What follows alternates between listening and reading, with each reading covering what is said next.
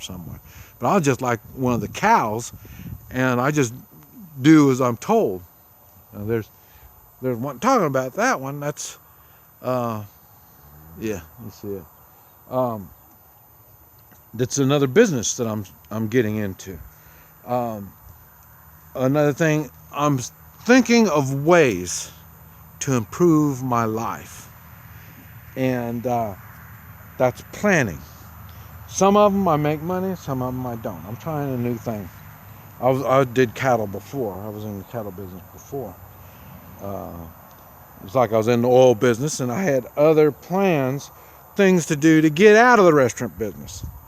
But I had to save money, and I didn't money, and I'll talk about that.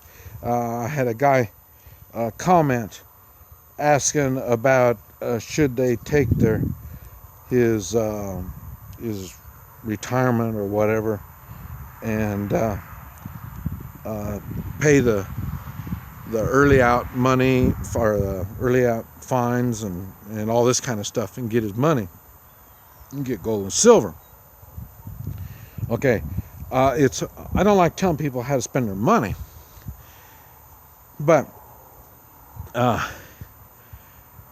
if I gave you my money, does that mean I have money? No, it means you have my money. Now, what are you going to do with my money? Who knows? That's what goes on with the retirement plans. Now, like I say, I'm always running ahead of the bunch, the herd. And I remember when they came out with, I think it was the 401ks or some kind of retirement plan. And you put your money in there, and, well, I didn't trust them. And why? Because it was government. It's government backed or government funded or something. You don't pay taxes on the money or something. I don't know what it is. But the government doesn't tell me how to spend my money. Nobody tells me how to spend my money. So the last thing I was going to do is give them my money. So I didn't have a retirement plan. And when I don't have a retirement plan, that means I had to take that personal responsibility over my finances. And I have to live with the results. Now, there's a lot of people that live with the results like that. And they're living on the street. A lot of people, they've enjoyed themselves so much when they were young, drinking, chasing wild women, doing drugs or doing whatever. And as they get older, their life sucks. Well, they're taking personal responsibility. They don't want to, but they have to. And so, in other words, are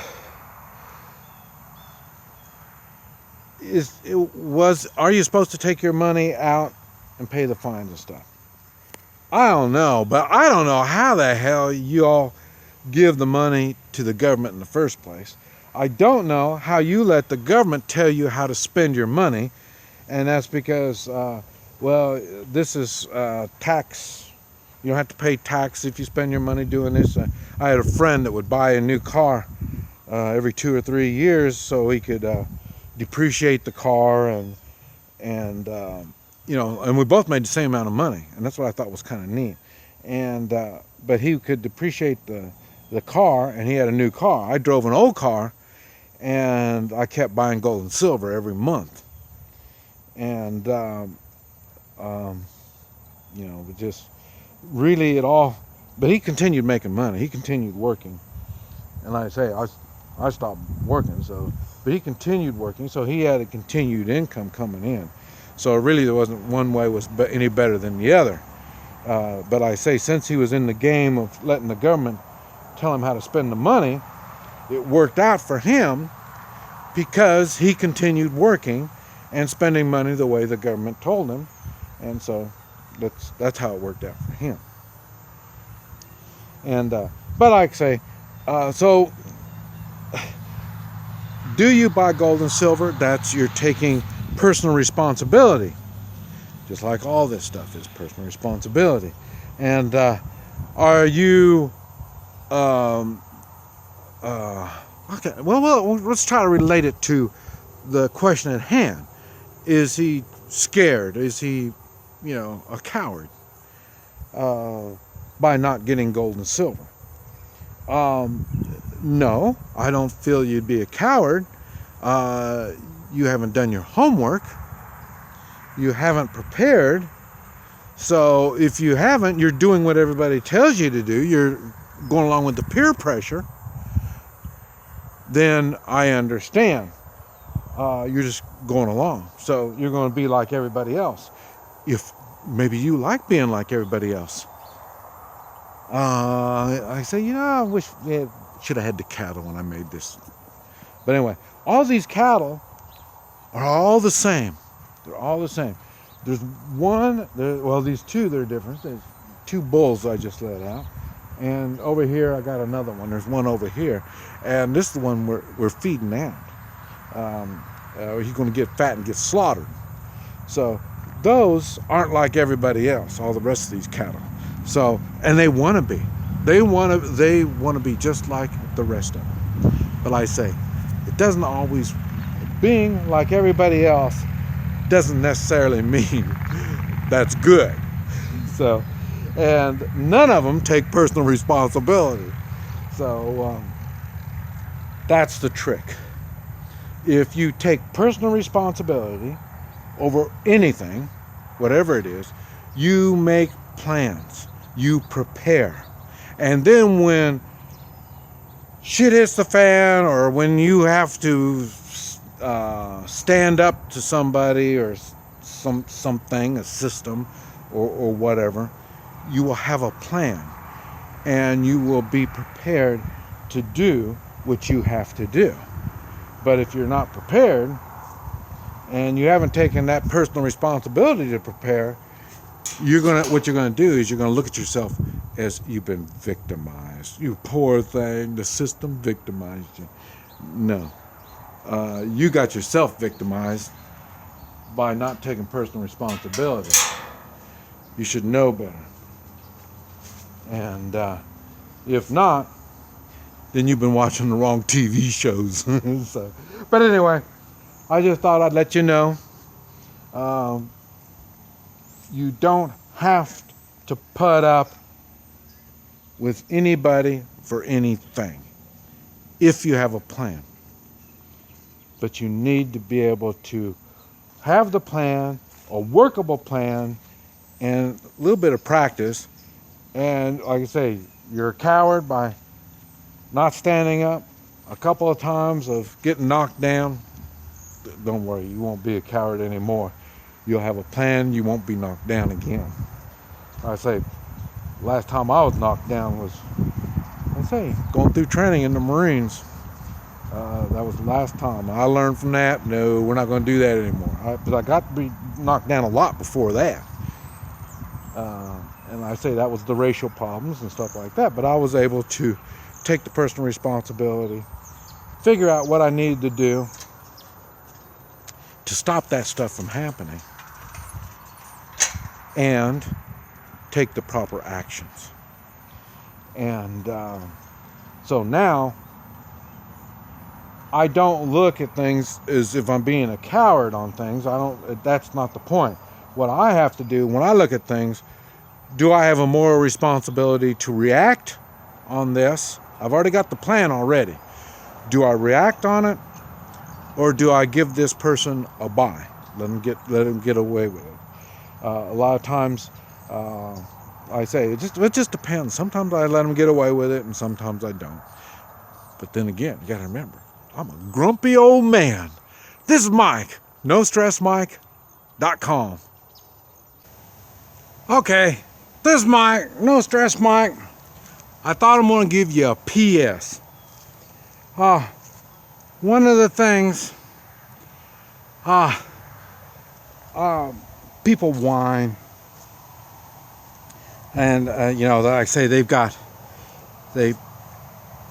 somebody else got something. Jealousy's eating them up. They don't want to perform. They want to sit on their ass and they expect to be rewarded. And when somebody tells them you're sitting on your ass and you don't need to be rewarded, they take it offensive. Facts. I guess they can't handle the facts.